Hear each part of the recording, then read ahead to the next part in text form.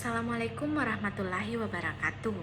Perkenalkan, nama saya Haniatul Fadilah dengan NIM 210404501048. Video ini saya buat guna memenuhi tugas UTS pada mata kuliah teori-teori kepribadian, yaitu menjelaskan teori behavioristik menurut Burrhus Frederick Skinner.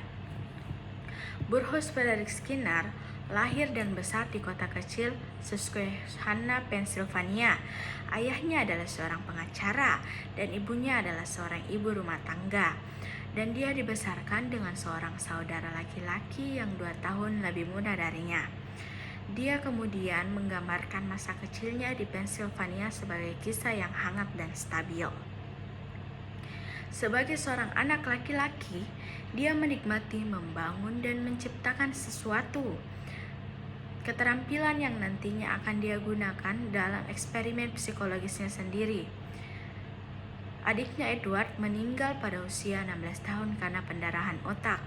Selama sekolah menengah, Skinner mulai mengembangkan minat dalam penalaran ilmiah dari studi ekstensifnya tentang karya-karya Francis Bacon.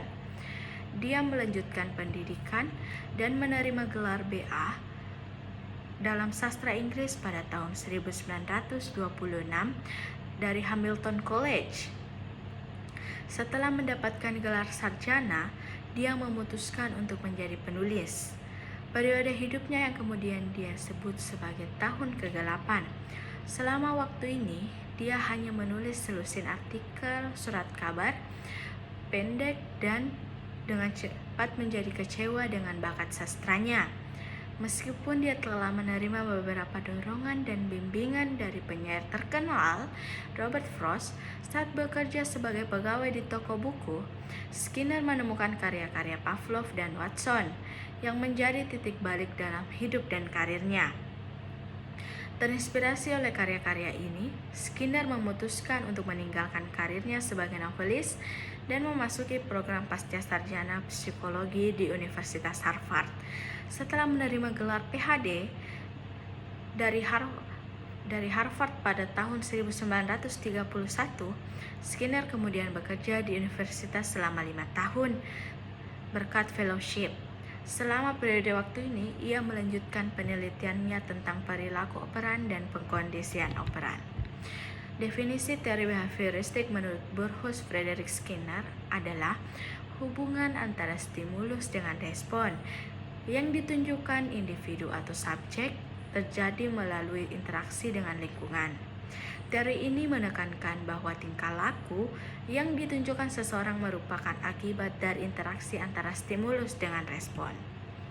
Konsep utama behavioristik adalah opera conditioning, adalah cara pembelajaran di mana seorang anak mula-mulanya mengeluarkan suatu respon, lalu mengaitkannya dengan suatu akibat atau hasil tertentu. Ada 2 hasil yang penting dari pembiasaan instrumental, yaitu reinforce, penguatan atau imbalan, dan punishment, hukuman. Penguatan adalah hasil merangsang pembelajaran instrumental karena memperbesar kemungkinan timbulnya respon di masa mendatang. Hakikat pribadi manusia menurut Burrhus Frederick Skinner. Skinner menyatakan bahwa sebagian besar kepribadian manusia dibentuk oleh lingkungan. Maka dari itu, Skinner lebih condong pada penentu sosial. Manusia dibentuk oleh faktor-faktor dari lingkungan sosial, seperti keluarga, pengalaman masa kecil bersama orang tua, dan lain-lain. Skinner berpegang teguh bahwa sifat bak manusia berada di bawah variabel lingkungan.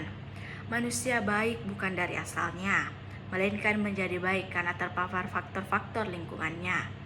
Skinner yakin bahwa cara untuk menjadi otonom, penuh cinta dan mengaktualisasikan diri bukanlah faktor kebetulan saja, melainkan harus dirancang secara spesifik di masyarakat. Skinner lebih menekankan pada keunikan manusia, di mana perbedaan sejarah yang membentuk manusia serta genetis menjadikan manusia tersebut unik. Contoh penerapan teori behavioristik menurut Burrhus Frederick Skinner. Yang pertama, buatlah tujuan pembelajaran yang jelas agar bisa merancang atau membuat strategi yang efektif dan efisien. Alangkah baiknya tujuan itu dibuat secara bertahap. Yang kedua, melihat batas kemampuan siswa dan menentukannya. Apabila sudah mengetahui dan memahami batas kemampuan siswa, maka guru bisa mengembangkan kemampuan siswa sesuai dengan batas kemampuannya. Yang ketiga, memberikan penilaian terhadap respon yang telah diberikan oleh siswa, serta melihat apakah sudah ada kemajuan pada siswa. Yang keempat, setiap metode pembelajaran harus berdasarkan hasil evaluasi dari kemajuan yang telah dicapai oleh siswa. Yang kelima, alangkah baiknya menggunakan penguatan positif supaya siswa ingin melakukan hal yang sama lagi. Yang keenam, mengadakan program remedial supaya tujuan pembelajaran dapat tercapai. Yang ketujuh, sebaiknya guru lebih berperan dalam mengembangkan dan membentuk tingkah laku siswa. Kelebihan dan kekurangan teori behavioristik menurut Burrhus Frederick Skinner. Yang pertama, kelebihannya adalah adanya pembentukan lingkungan yang baik dan nyaman sehingga meminimalisir terjadinya kesalahan. Kekurangannya adalah tidak adanya hukuman yang diberikan kepada orang yang melakukan kesalahan. Tidak adanya hukum ini bisa membuat orang menjadi kurang memahami apa arti kedisiplinan. Mungkin itu sekian dari saya.